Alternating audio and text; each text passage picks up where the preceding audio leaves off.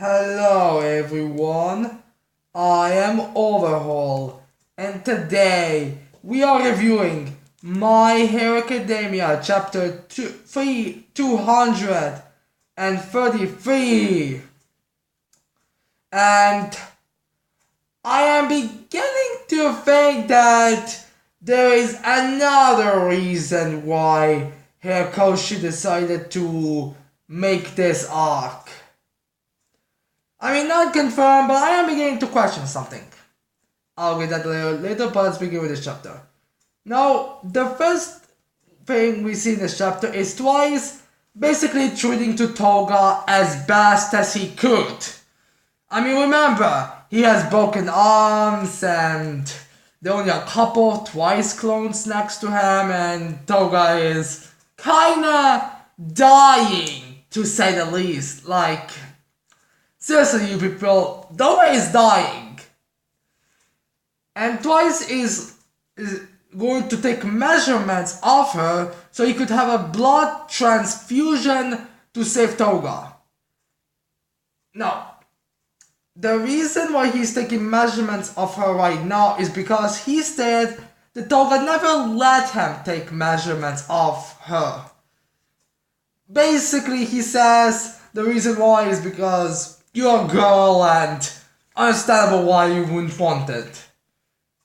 I mean, I guess maybe it's because of the breast size, and as we have seen from Toga, she does have... I mean, that she might wear something to hide them a bit better, but she has them.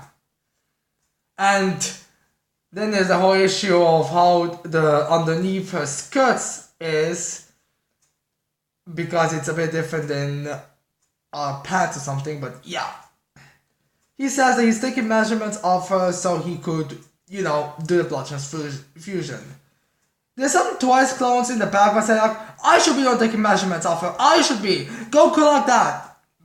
Basically, they're just arguing, but the real Twice is like, oh, shut up, you guys, this isn't the time for it. Go pick up those syringes that Toga uses, those weapons that allow her to absorb blood. Because, here's the thing, even though Toga's double does have blood in it, I believe they only turn to mud when they get damaged enough. If they like caught her somewhere, she would be in danger of, bleeding. Because they need to be extremely careful. Because in this chapter we are basically confirming from what we got in the last chapter and adding something new. For example, Toga's quirk, if Twice makes a copy of Toga, she will be in the state that he copied her. In that state. Like, not alternates. Later will be alternate, but right now she's in exactly the state that he measured her.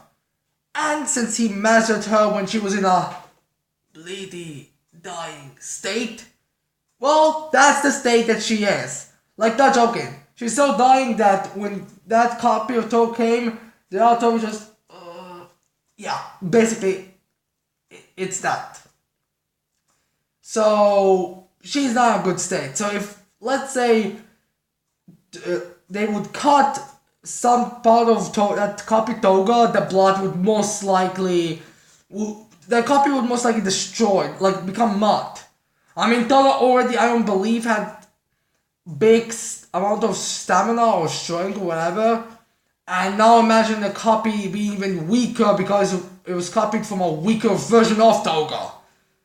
Honest to God, I'm pretty sure you could possibly just one good smack on her head and would probably disintegrate the copy.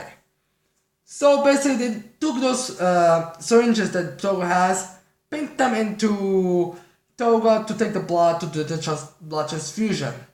Another reason why they do the blood transfusion, not just go find someone that has it, is because they don't know what blood type Toga is, and then they need to find someone that has the same blood. So yeah, I believe that's how the blood transfusion thing works.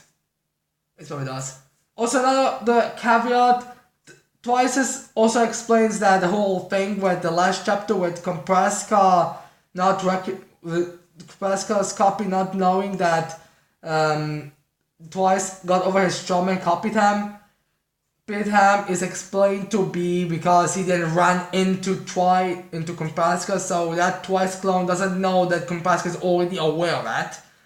Another explanation why is with a cloak and a broken armor, I believe, is that because Twice can add things to those copies if they change the clothing or something. Like the last time he saw them. So, for example, Twice, last time he saw Kompreska was with that outfit, was with a coat and a different mask. He can remember that. Outside of that, not really. There. Now this is interesting because some people thought maybe Twice could bring back the dead people who have been dead a long time ago, just if you give him his measurements. For example, if you told him everything about, let's say, Dastro, and you told him all about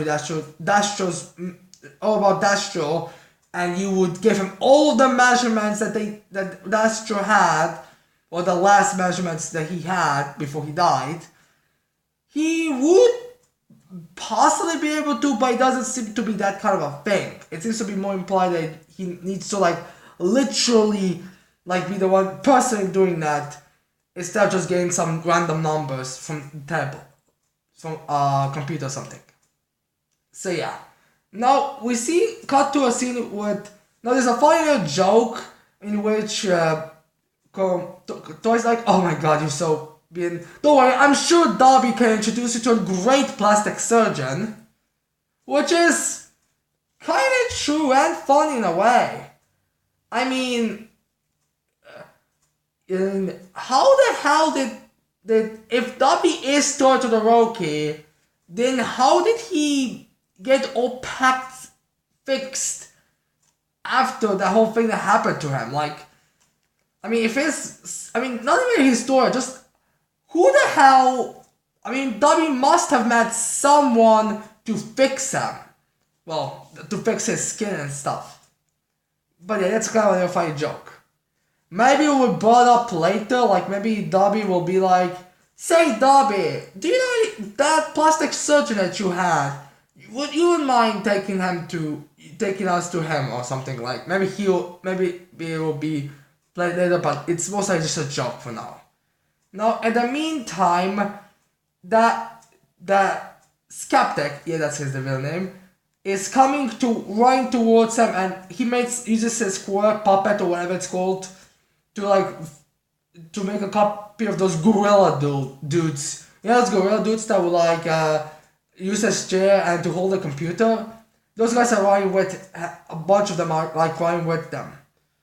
Which kind of should be something we should have assumed because, well, there's multiple of them and they all look the same, so yeah. So they're running towards him and Skeptic is like, go, go, go, go to the gorilla dudes, and those gorilla dudes don't say anything, they seem to just be mindless slaves like the previous Dice clone, so maybe that'll be a way to know which one of them is the real this gorilla dude and which ones are just, well, every copy is just dolls that look the same. But yeah, he's like, damn you, Boogie, you're supposed to be joining our organization. I'm not gonna feel this. I'm not gonna feel. This is not fair. Skeptic is starting to lose it. So yeah, I am interested to find out why Skeptic is beginning to lose it because, he said that in his life he had only one failure. So what kind of failure would that be? That failure must be huge if he's going insane. Even if you were a believer that just one failure, no matter how small, would affect him, you're he's going completely utterly berserker. If you go by his eye that we see, which granted we don't know if that's just a mutation, if that's literally his eyes, how they look, you're what the fuck is up with him?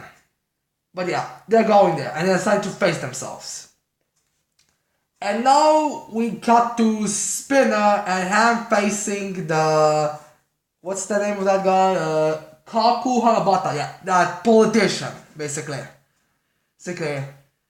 And we get a little scene where him like saying, twice clouds, go take down Kaku Hanabata, the politician. Because, you know, he's clearly the big cat, the executive. In which we also get a scene with Spinner like looking back and thinking about it. I don't know who this Curious chick is.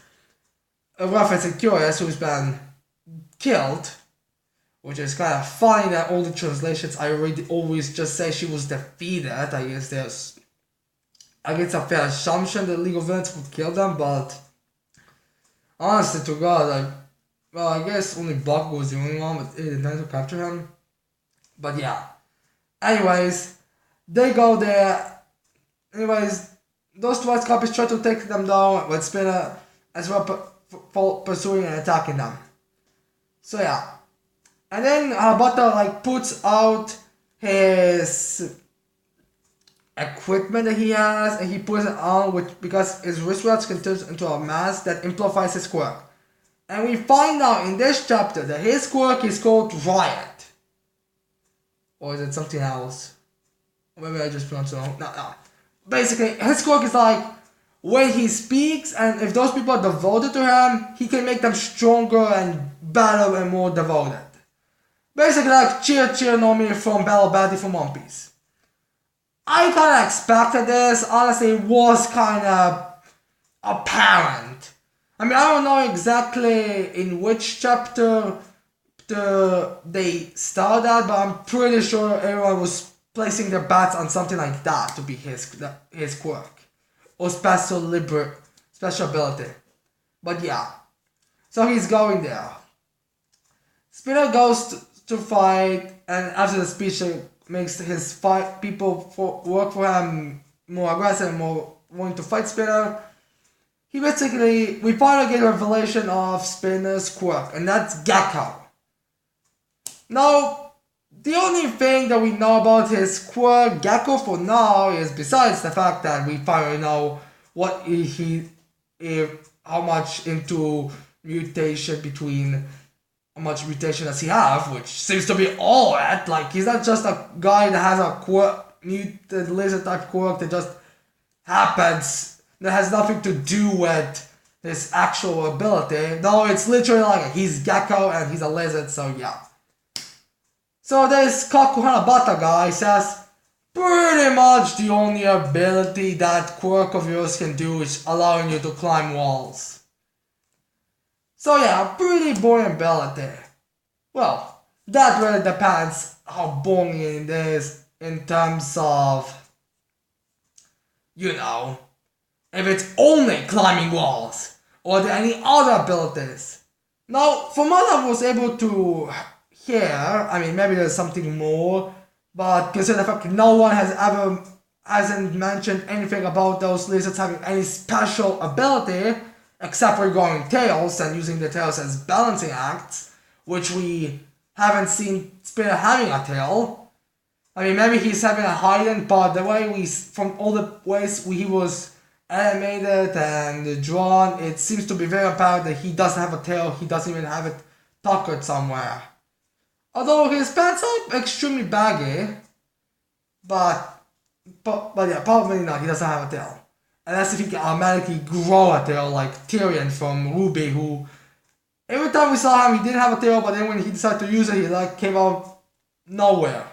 So maybe that's kind of the case for him, like he has a tail and it will come off him later in this arc or something like that, but so far it always seems to be an ability that can be used for climbing the walls. And the first time I saw, I was like, what the fuck? Why is Spinner climbing walls like Spider-Man right now? Yeah, it's a bit over the top reaction, but come on, you're like... But you know, I couldn't read that because it was not English translated, so yeah.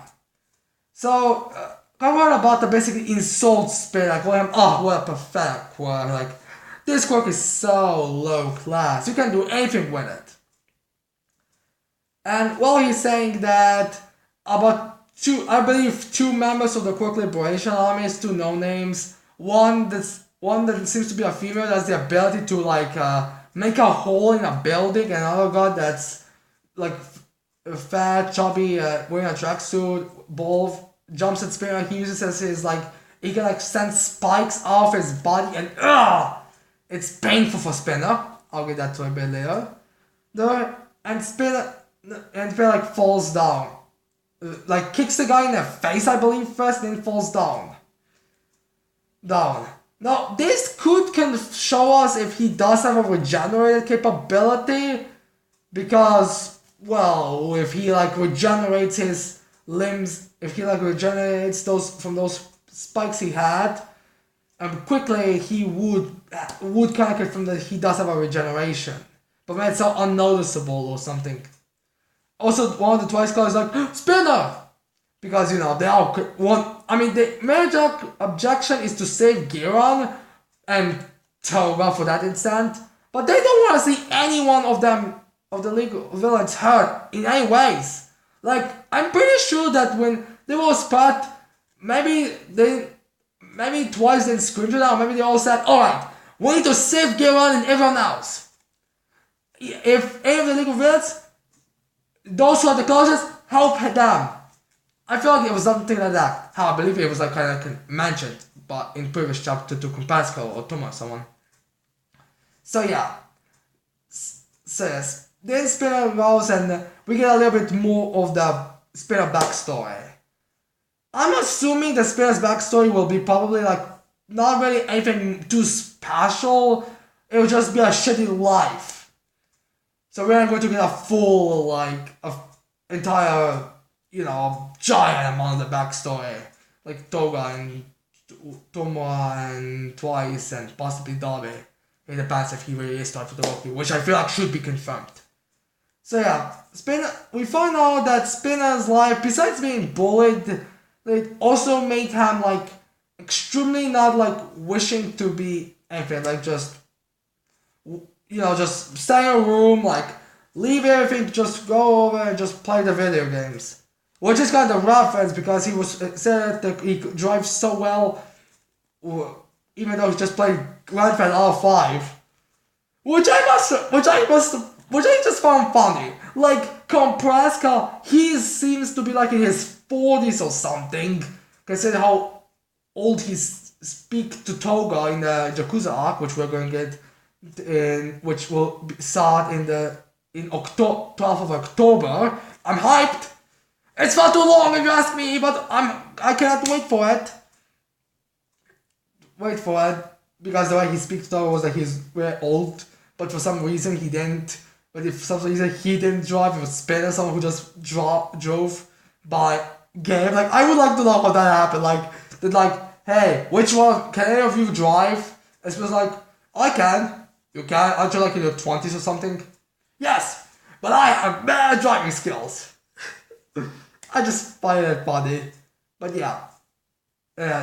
Basically, I think his thing was like he was playing games, but every time like someone from those games would like stand offered to like go and play with them, he would like go and play with them anyways. Like, no, it's not super detailed, like exactly just said that if someone can basically he would just go play a game and then he would like join a party or something.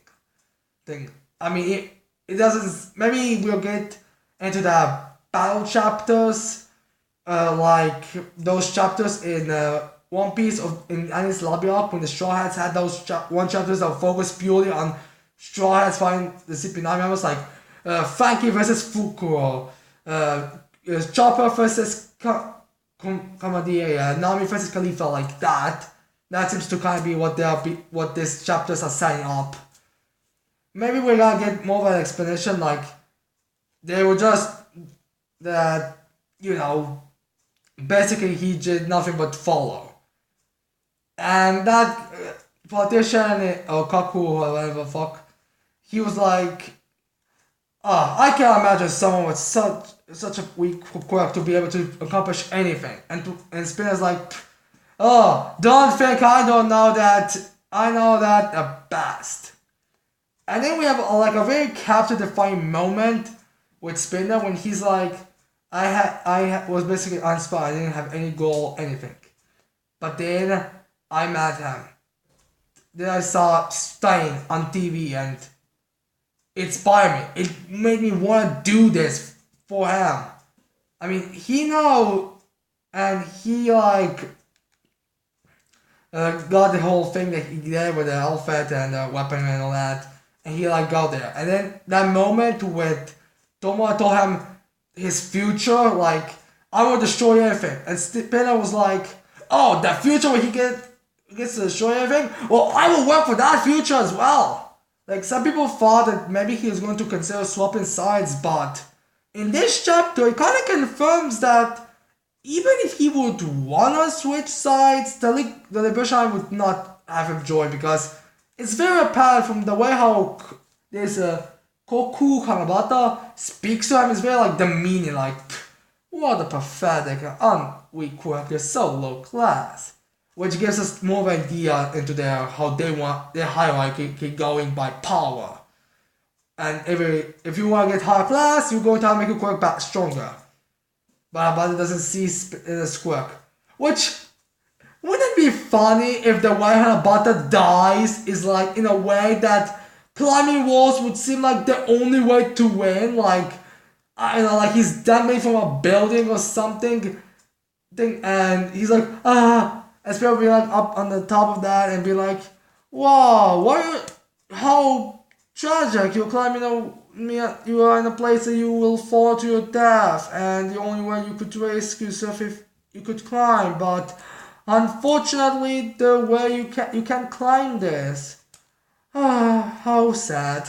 That'd be just funny if that happens. Like Hanabata dies because the only quirks that could save him are quirks that would allow him to climb walls like Spinner.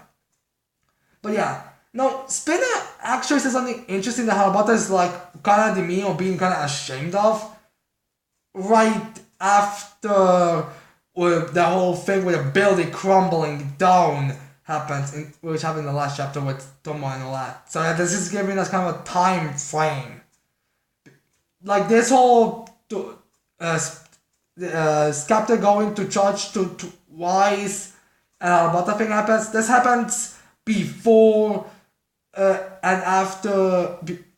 These confrontations happen before Tomoe crumbles down the buildings, and everything else happens after that. So yeah, Spinner says something to him. Yeah, I'm aware I'm not going to be able to do anything on my own, but I will stand their shoulders and help them get there, and I'll help them no matter how I can to get Tomoe's future vision come true. Hell, you're the same way. Also, there's a little joke earlier with the Hanabata doing like I cannot understand you millennials speak. Which is funny considering the fact that Spinner has pretty old-fashioned ways to speak, which we found out in the beginning of the arc.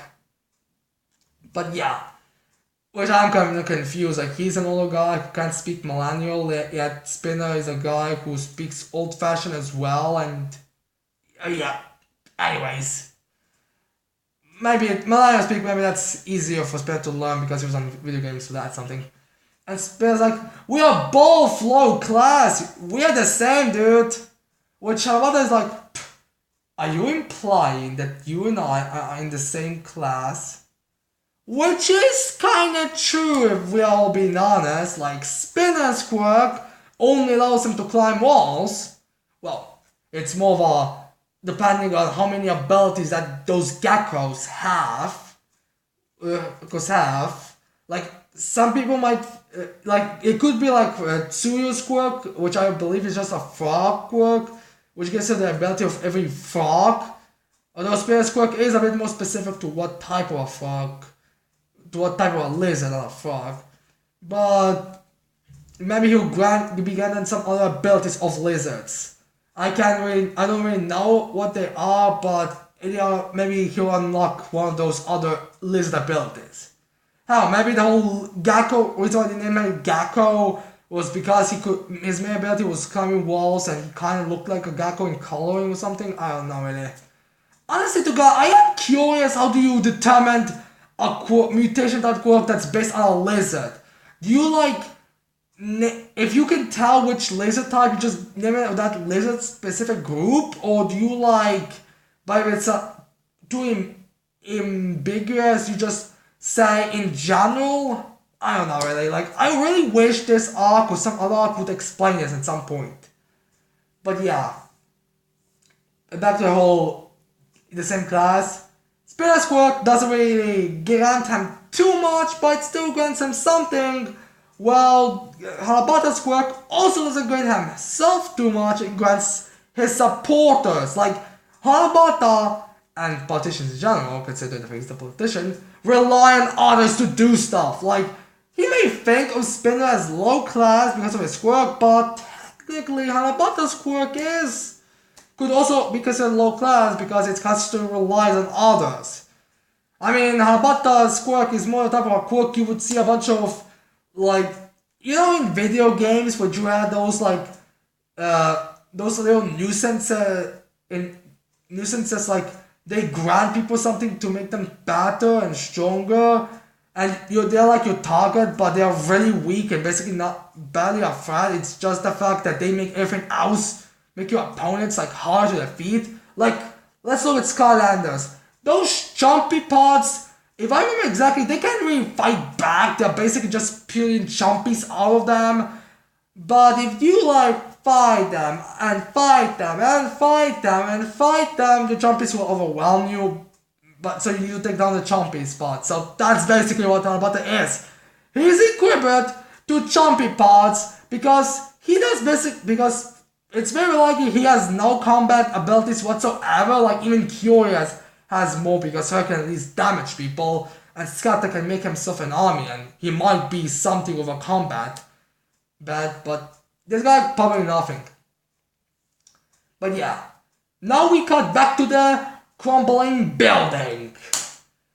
So yeah, we first get confirmation on Gira, because some people could think that, what happened to Gira? Did he die? Oh my god, if he died, Twice would be so pissed. But no, we find out that Gira is completely fine. A bunch of Twice clones were made and in time, and they broke the fall and everything's great.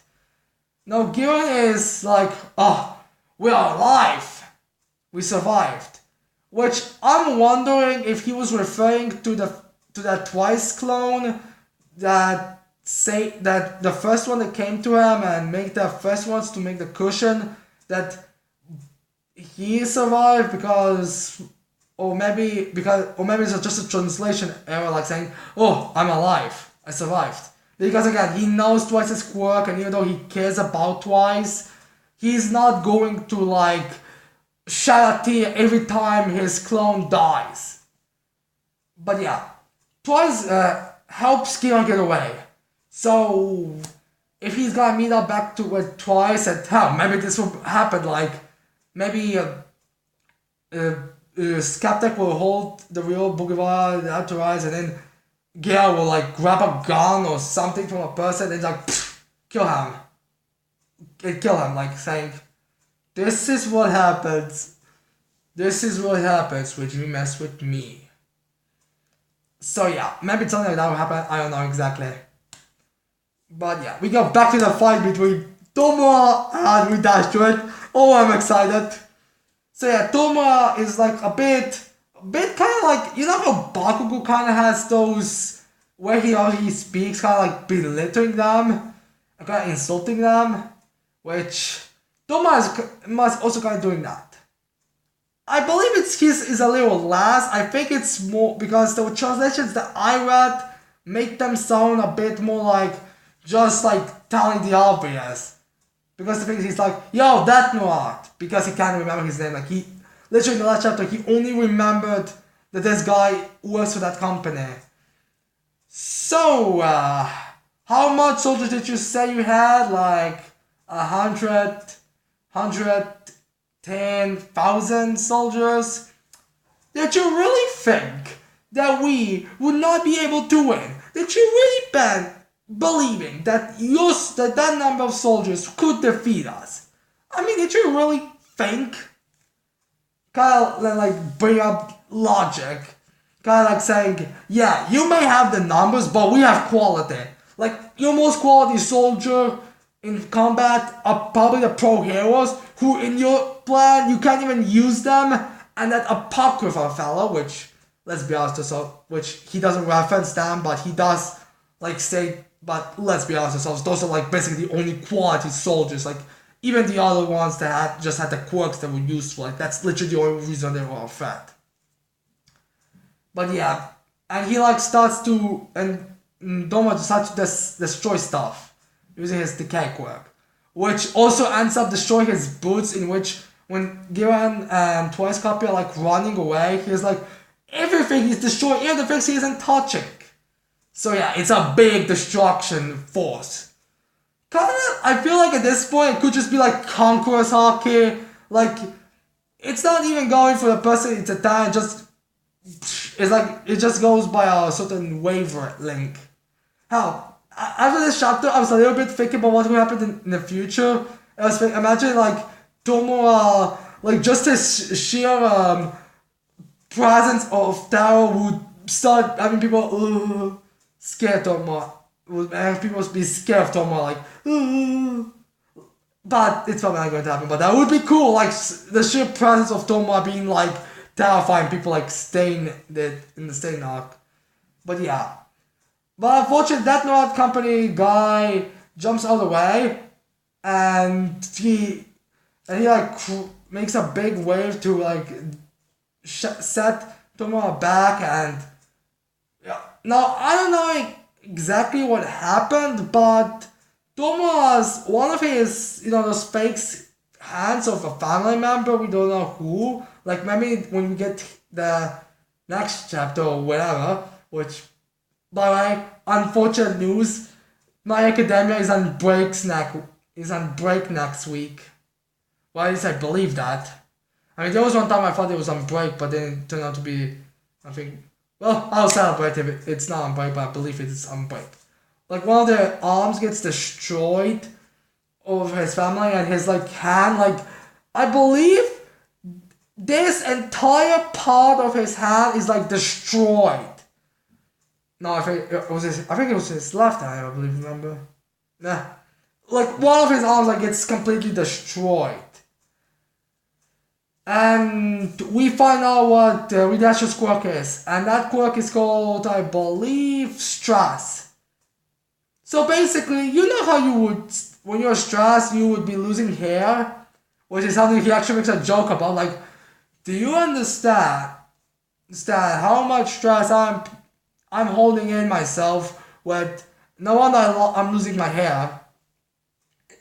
But yeah, we find out the more inner rage that he holds in, the more powerful he becomes. So all this weird size shifting and power increasing thing is just pure stress, pure rage, pure that. I have no idea how long that was or anything, but that's basically it. So yeah. And he also makes a little joke like saying that Tomo's hand's a little, it's just a hand that was bad.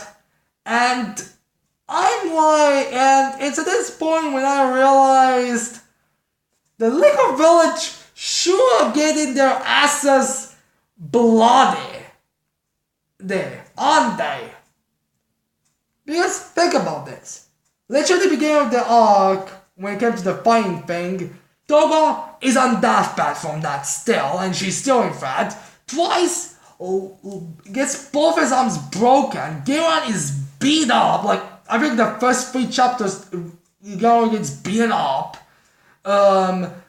Spinner gets a couple of shots, gets a bit stabbed, but we don't know exactly if he'll heal something.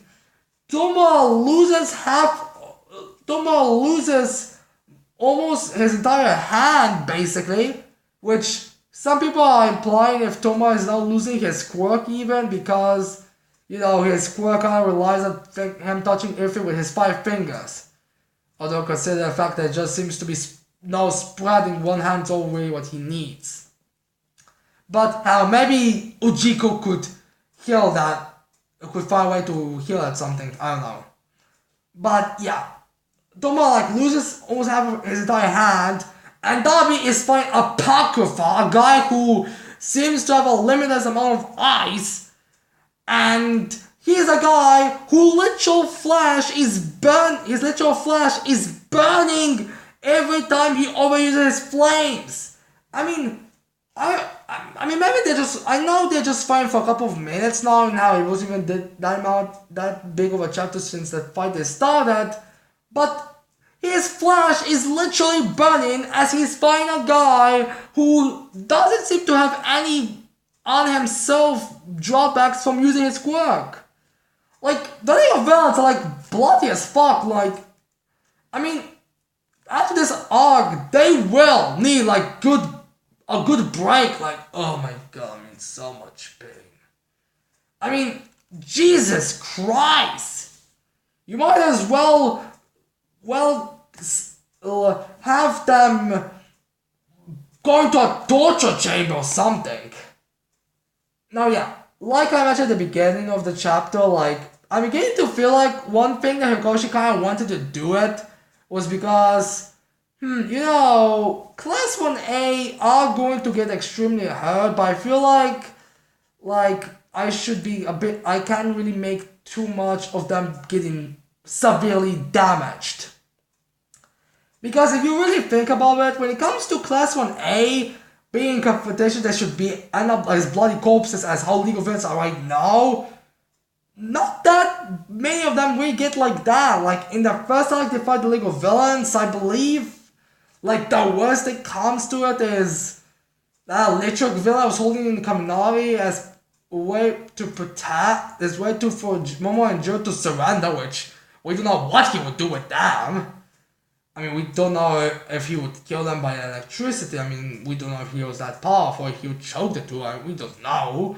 Nothing during the Stain fight.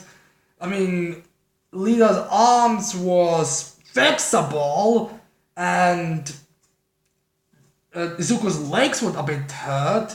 I believe Todoroki got a little bit of a scratch, but I mean, if you really look at it, it was mostly just like a couple of bloodlusts and all that.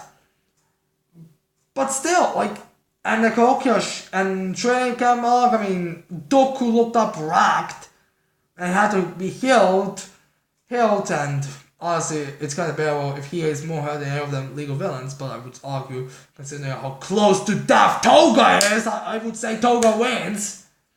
And Soji also got a bit hurt. But yeah, and the whole overhaul arc, only really Kirishima got the big end of the pain stick if you really think about it. I mean, he was the one that was like a bloody corpse, at least he was healed and not in fact of getting hurt. The League of Villains are getting severely hurt and still fighting! Like, Jesus Christ, after this arc, after this arc, I hope there's going to be an arc in which the League of Villains just like straight up win. They aren't going to lose anything. They aren't going to get severely hurt. Like, after this arc, not only I hope that all of them live, like none of them like die, because the way they kind of frame it Toga is, what's her fate? What will her fate be? I mean, let's not pretend like it would. I mean, let's remember, Toga is a villainess, so they don't have a complete plot armor defense like some of the main characters do. So if they kill her off, it would be tragic. It would be kind of like losing Night Eye, but it's still a possibility. So yeah, I mean, the League of Villains are just getting racked, which is kind of funny because out of all the characters, they are like probably the ones that are doing from the villains doing the least evil. Like, I mean, the most evil they've done is kidnap Bakugo. Well, attempting to kill All Might, attacking the students, but that was, I believe, just accidental, just because of the moment.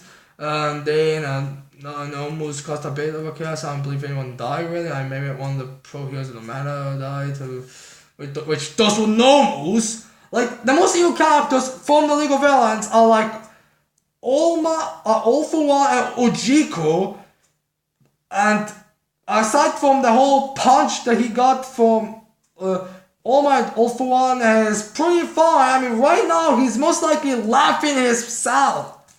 Well, the League of Villains are like, my arm,